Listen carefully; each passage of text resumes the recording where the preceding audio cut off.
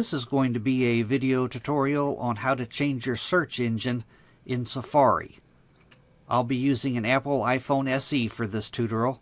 Let me jump over to my phone here. Okay, I'm on my phone now. First thing you need to do is tap on Settings. Then you'll scroll down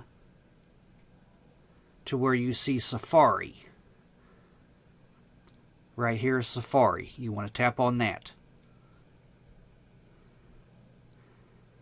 And then right in here, search engine.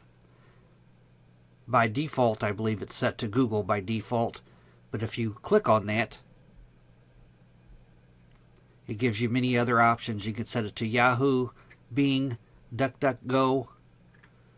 You can choose any one of them, but that's how you change your search engine in the Safari app. Thanks for watching.